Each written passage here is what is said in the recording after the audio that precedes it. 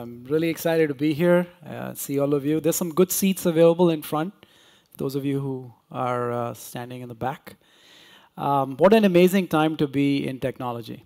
Um, my technology journey started personally with Star Trek. I was a big Star Trek fan. And I was going to boarding school in Delhi. Every Sunday, we used to gather around this little TV and watch Captain Kirk and his merry band, come up with some great technology. It was, you remember the communicator? Like, you could talk to people. The computer would talk back to you and tell you things, assist you in different things. There was a transporter, which we haven't come up with. There were driverless cars. And, actually a lot of that has come true. And I'm humbled and proud to be part of Google as we try to bring great new breakthrough technologies to you, both as users as well as consumers. So, it's a fascinating time for all of us, and it's best represented by how we all use technology in our personal lives. How many of you have the bad habit of checking your email on your phone first thing in the morning? Come on, you got to fess up. Oh boy, you have to stop. It's really actually very addictive. And this combination of large-scale web services, email, etc., delivered to mobile devices is just the early stages of changing the way computing is occurring. There's a pretty secular shift occurring. And we see that online every day in how people work and how they live. So I want to spend some time with you talking about the biggest trends that are impacting the way we think about products, give you a sense for what are the key product areas that Google is making investment in and why, and then lastly, tell you a little bit about Google Enterprise, which is bringing all these products for you as paid services for businesses. So first, this movement from mobile first to mobile only is well into its journey. Phones, tablets are pretty fundamentally transforming the experience that we all have in our lives. Just in Q2 of this year, the end of the second quarter, the mobility between tablets and phones, the install base of that, will bypass that of the PC. Okay? So there'll be more phones and tablets than all of PCs combined. PCs have been around for 25 years. So fundamentally, the shift is occurring. That's also occurring in certain countries that are bypassing landline infrastructure. So both India and Japan, the mobile internet is substantially larger than the desktop internet. Most people are spending time on their devices, connecting and sharing, collaborating. This came just this past week. My daughter, Meghna, was sitting in her room with her phone, as usual. She's 12. And normally she's texting, but she was sort of very intently looking at this phone. And I asked her what she was doing. And she was reading a book. And she has the Kindle and other things. And it's like, why is it on your phone? And her feedback was, it's always with me. It's always with me. So these devices are incredibly personal, location aware. They have everything, about our agenda for the day. It's got a camera, so you can do things. It can visualize your world for you. And delivering large-scale web services to these mobile devices are transforming the experience that we have in our lives. And that's come true in sales of smartphones. So over 70% of all devices sold this past year was either tablets or mobile. 40% of the time we spend every day is on mobile phones, mobile devices, instead of on the PCs. And that we see that at Google in spades. So especially on the weekend. You wouldn't be surprised that Maps usage is by far dominated on your phone versus your PC. So over 84% of the usage of Google Maps is actually coming from mobility. And on the weekend, that number is close to 100. Same thing with Google Calendar, Gmail, etc. Is we, in our personal lives, when we shop, we go in and look at the price of, how many of you have done this? You look at the price of a product, and then you quickly check it on the internet, either using an app or going and doing a search yourself. That's fundamentally changing how people work, and the impact to businesses is very, very high. And lastly, Android activations on a daily basis are now 1.5 million phones and tablets activated.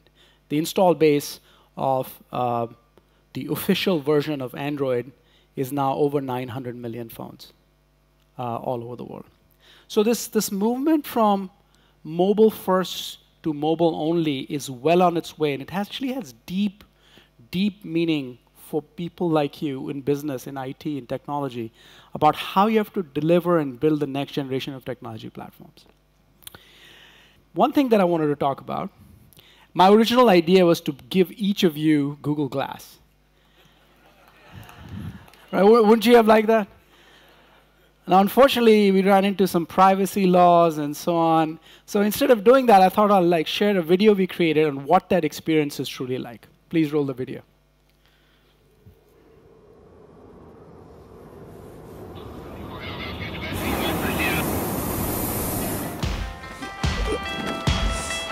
Okay, Glass, record a video.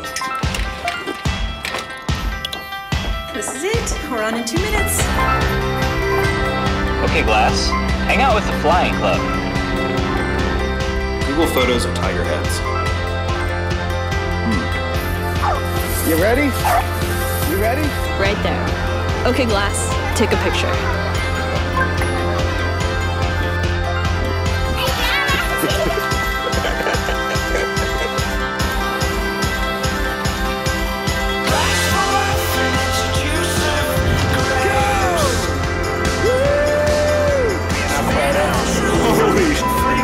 That is awesome. Okay, Glass, record a video!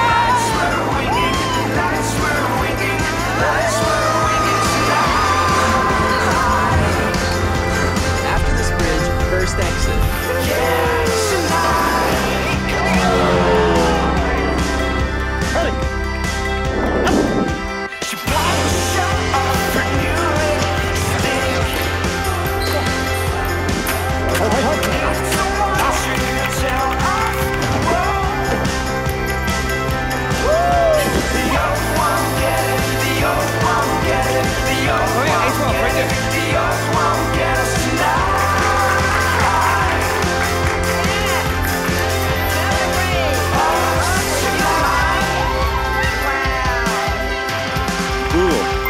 Stay delicious and Thai.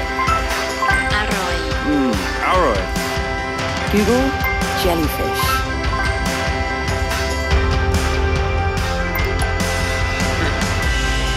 Well, let's see.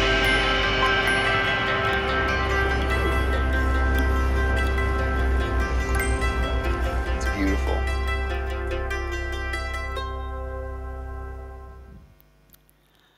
It is truly beautiful and magical, just like Star Trek. But a new generation of devices, wearable devices, devices in different form factors, are actually going to accelerate this movement towards mobility, and it actually has real meaningful impact on how you think and design your next generation of systems. Let's talk a little bit about how things are getting connected and the data that they produce, because that's been something that we care deeply about. I recently ordered a Tesla. It's a beautiful car, and I sort of fell in love with it. It's the first connected car. It has this nice 17-inch screen with live Google Maps on it, so it provides you beautiful turn-by-turn directions and so on. But it's also a connected car. So the car can download over the air a new operating system and actually manage the entire car, take feedback on the different parts of the car and how it's doing and how it's performing, and provide you great information about it. This is just the beginning of how location-based services and connected objects are transforming key industries. You've probably seen advertisements for homes where you can turn off and turn on things like your temperature and measure things. Robotics, General Electric is actually embedding Google Maps inside many of their devices, so you can get a sense for all the different physical information that's occurring in the world in real time, connected to the internet, including connected to your phone. And this whole idea of the location and knowledge being connected together actually gives rise to a new generation of services. Let me give you a couple of examples.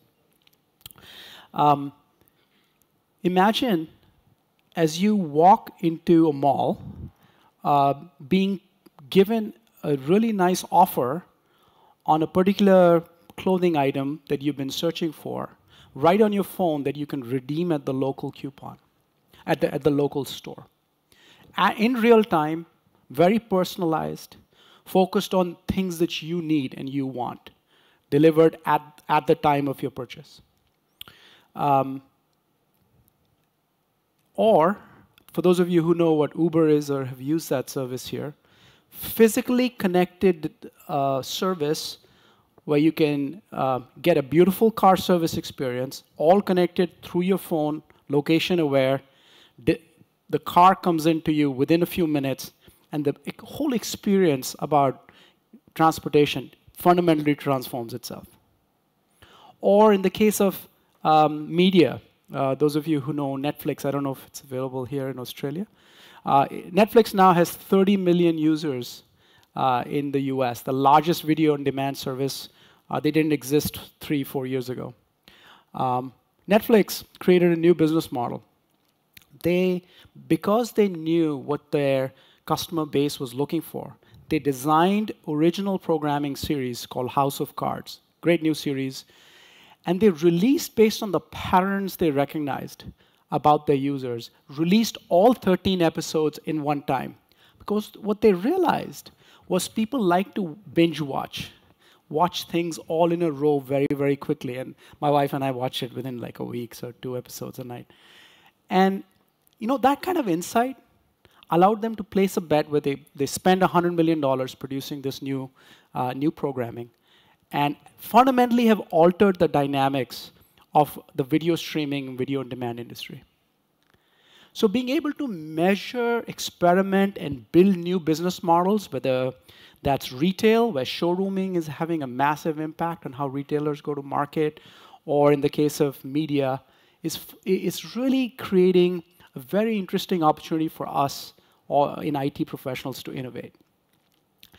And just like that Star Trek computer that actually helps you before you even know you need help, this movement from a demand-based computing model, where you ask the computer things and then it provides those to you, to a model where you can get assistance or suggestions on how to do things. So for those of you who use Android, we've created a platform called Google Now. And Google Now, since it knows your calendar on your phone, is aware of where you are because of the GPS chip, is going to suggest to you that it's time to leave this meeting now because of traffic, because there's traffic information from Google Maps. And it's time because you'll be late to your next meeting. And based on the traffic, it's actually a pretty good service to have. Or, in the context of business, based on your social network or your social graph, tell you that your client that you were hoping to visit with in a few weeks is one gate over, and maybe you should go and say hello. The possibilities of actually taking technology and making it useful for you before you need it, cognitive computing, it's called many different things, we're just in the early stages of providing platforms that actually make that possible in your business context. The third trend that is really changing and impacting how we think about products is that the way we work is fundamentally different. So you watch your kids and so on. You can see the stats. How many likes per day or how many tweets sent out. Snapchats. There's 150 million pictures in Snapchat sent out on a daily basis. Photos, the killer app. When you see a photo or a video, you're more likely to engage in content versus pure text. We did the experiments to prove that out. And that's dramatically changing the bandwidth of the internet. It's changing the way people engage. And we see this in spades. The average age at Google is about 26 years old. I'm personally raising the age a lot, the average. But what you see is the next generation natives. We are digital. I'm a digital immigrant. I learned technology along the way. But the next digital natives that actually lived in didn't know the internet, didn't know a world without the internet, are coming into the workplace, and what they want from technology is fundamentally different. It's short, fast, visual, and immediacy. At Google, we have a product called Google Plus Hangouts. Some of you might use it. We have 26,000 face-to-face Hangouts on a daily basis, every day. We feel like it's a big part of our culture around collaboration and making people work together. When you see somebody real time on any device anywhere in the world, it actually changes the way you work. And products that we're building really are being impacted by these three trends. The one place that I'm really passionate about and proud of that it's having a massive impact is in education. So we make build a lot of products. We provide them free most of the time for education. And, I've observed some of these kids, actually learning in a classroom, actually watching a YouTube video, collaborating on a homework with another kid. And it's really a magical experience if you haven't seen it. So we, just a few months ago announced that the government of Malaysia, the whole country of Malaysia, is moving to Google Apps. 10 million people, students, educators, etc., and are going to be rolling out Chromebooks that I'm going to tell you about as the one-to-one product that is going to transform their experience and how they get educated. So we have a brief video telling you about what that looks like. Malaysia has so much to offer. There's so much untapped potential. Just to walk into one of these small villages and look to the eyes of those children in that school, you see that spark, little fire in their eyes. There's this whole world out there that would allow you to experience learning beyond what you ever thought possible. And a lot of our students don't have internet access. A lot of them were just left behind. In Malaysia, we place a huge investment in the education of our young children. We're providing 4G connectivity to all schools across the country. And the fact that we can spread it across 10,000 schools is amazing. Learning had to be anytime, any place. You didn't have to be in a state-of-the-art classroom, but you could be with a Chromebook sitting in a field and experiencing world-class learning. It is so exciting to be a part of education in Malaysia today. This power that you place in a child's hand and you say, the web is your school. Go and learn.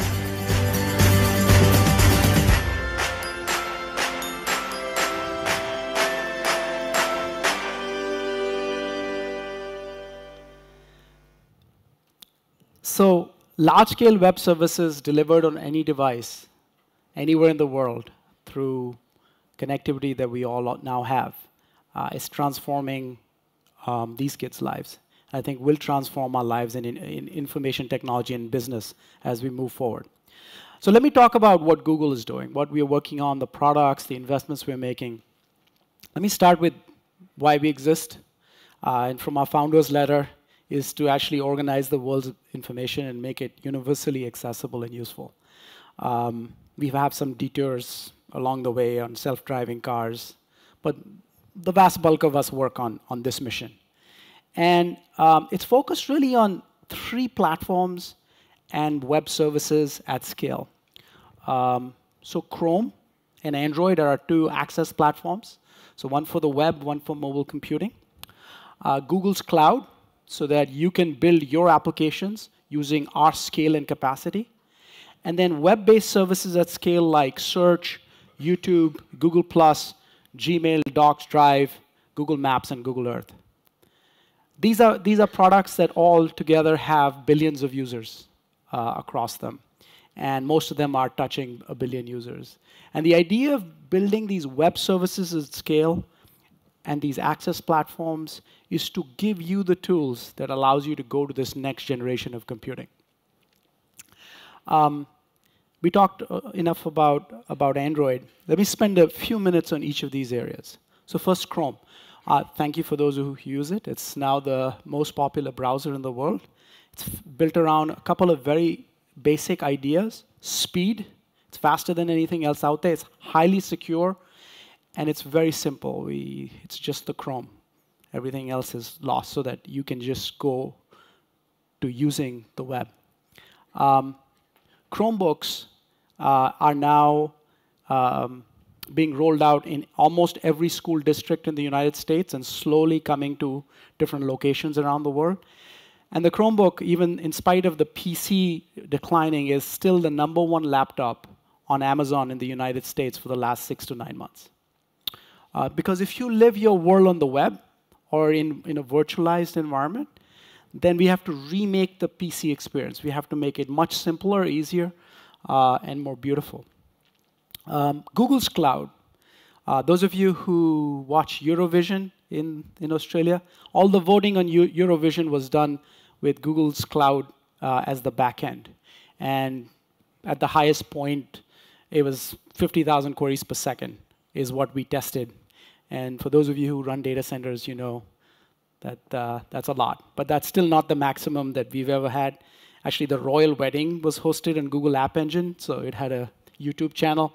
So when the nuptials were going on, right before the kiss, we saw 200,000 queries per second. So the ability to build highly scalable systems that work anywhere in the world, that you can build your applications, customer-facing or internal applications, really is an advantage that you can bring to the enterprise so that the next generation of systems you build have that point of view. And it's got a very large developer and user community, so over 250,000 developers are now using Google App Engine as their primary platform, including Snapchat. So they don't have to worry about auto-scaling. They went from almost 0 users to 150 million users in 6 months. So imagine having to scale that. They let Google do that scale work. Google Search. Google Search is really moving towards knowledge. So those of you who actually use it on google.com, when you search for something, you also start to see these knowledge cards on the side. So information about something else that's associated with that search. We have about close to 600 million knowledge objects and the connections between things that allows you to then navigate your world through and make it simple and useful. YouTube, which is about every second, 70 minutes of user-generated video is uploaded to our data centers. And so you can imagine us having to create the right capacity and storage and so on to be able to host and make those videos available. Gangnam Style, for those of you who like that. Billion views now, the most popular music video in the world in a very short period of time. And in this technology, we've actually also introduced something called Hangouts on Air, which allows you to broadcast your meeting, whether it's for your customers or your partners or training videos, that you can use as businesses as tools to communicate to a very large audience with 0 investment in technology. Google+, which is the social layer across all our products, which allows you to have a single consistent interface between our products. 190 million active users, which is actually now the 2nd largest social network in the world. And also the product that actually brings us Hangouts, which is the video conferencing technology I was telling you about. Gmail, well on its way to 500 million users. 5 million businesses now across the world are using Gmail as their primary email and communications platform. And then lastly, a product that I'm really proud of, Google Maps and Earth, both having 1 billion users each. We've spent tremendous amount of energy and money around mapping the world's information. In fact, a lot of that development on Google Maps is done right here in Australia, in Sydney. And getting you from point A to point B, or the traffic, or being able to visualize some place before you go there, go inside buildings, all of those as a platform, and then for you as businesses or the government, being able to create private layers that you can share using the same familiar experience, whether it's mobile or desktop, it really helps you visualize information in a manner that you couldn't do before. And all of these things, all these product investments we are making, right from the beginning, we had a vision to bring them to businesses, to you. We have thousands of people dedicated to the Google Enterprise team that I'm proud to lead. And you know, our mission and our vision is actually quite different. We think technology should be simpler, should be lighter weight. We should do the heavy lifting. The complexity, just like the Google search single bar, should be hidden from the user. And you should be able to use this technology anywhere, on any device, without you having to worry about that. And so we've been building towards that vision, actually started with the Google Search Appliance in 2003. And very methodically, we first bring the products to consumers. We're proud of that. And then once it reaches some critical mass and scale, we start to extend it and expand it and make it available as paid services for businesses. And the solution portfolio is rapidly grown. So products like Google Apps, where you can collaborate and connect through email, video, storage, document management, et cetera, for less than a cup of coffee a month. And that's actually what I should have mentioned in the prior slide. We think technology should cost less over time, not more. We think the price on the internet of storage is precipitously fallen. And we think in IT, the cost should go down while the functionality goes up at the same time. That's what we want to, that's what we intend to build and bring to you. Visualize your information on Google Maps and Earth through private layers. Store and analyze building our cloud. So you don't have to spend time in running data centers or buying servers or buying capacity, whether it's compute or storage. We've done that hard work, and we are externalizing all of those services, including all our proprietary APIs for developers around the world to build their applications on. Find anything you need beautifully and simply using Google Search. Have many of you wondered, like when you're on the web, you can search and you get all the information, you go to work, it's different, you can't find it. You can bring that same experience with algorithms tweaked for businesses to you using the Google Search Appliance. And lastly, our access platforms, both Chrome and Android. Chrome, inside the browser inside businesses, actually is going through a massive acceleration curve. I would definitely suggest you take a look at it. So different solutions for different people who have different industries and so on. Connect, visualize, build, find, and access. And we have detailed breakout sessions through the rest of the day. And we're frankly humbled and proud to say that this movement towards web services delivered at scale on any device has even surprised us. So over 5 million businesses around the world, 58% of the Fortune 500 in the United States, and companies here in the audience, large companies across the world, like Woolworths and Fairfax, who you'll hear from later on, are moving on to these web-based service platforms and creating really, really unique value. And in industries that frankly surprised me. BBVA is one of the largest banks in the world in Europe. IHG is the largest hotel chain in the world.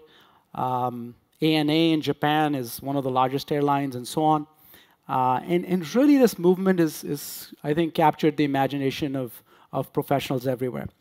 And when they come, it's not necessarily just about cost. It is going to save you lots of money, and you should do it for that reason. But I think what it gets is this whole movement towards speed. So doing things faster, because you're focused on business, not on running your servers or managing web services. We can do that in many ways better than you could. So Best Buy, really reducing their cost and speed. Roche focusing on saving lives versus running data centers.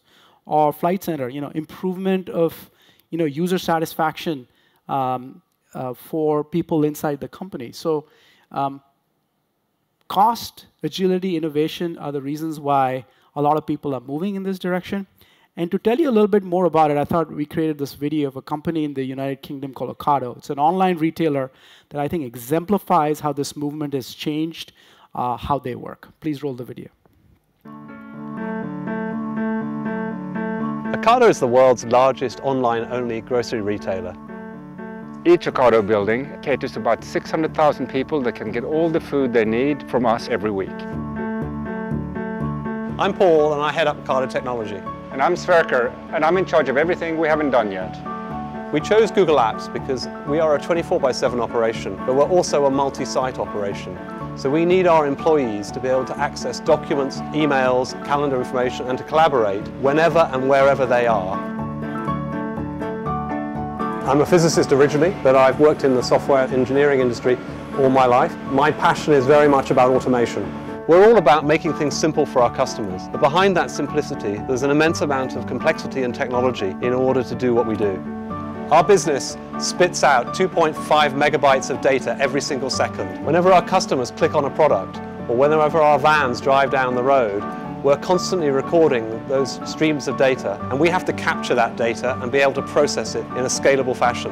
And one of the key places that we put that is now in the cloud.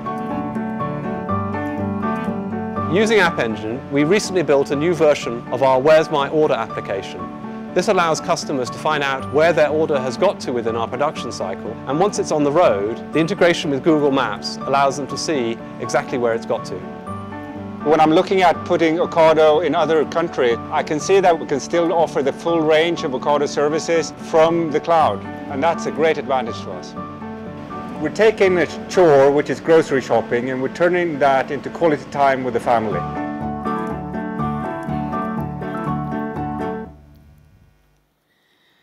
That's a great story. And there's many others like this that you'll hear later on today, both in the main session as well as in the breakouts. Let me close by sharing with you the excitement we feel about bringing Google's products to the enterprise. We're incredibly serious about this. We have thousands of people, as I mentioned, working on these products. And as you've seen, this movement towards connected devices to web services is very, very real. And most importantly, it offers you magical opportunities that you can reinvent your company and really take it to the next level. So the combination of our products and your ideas can create the same magic that we felt, watching Star Trek 25 years ago. So thank you for coming. Hope you have a great day.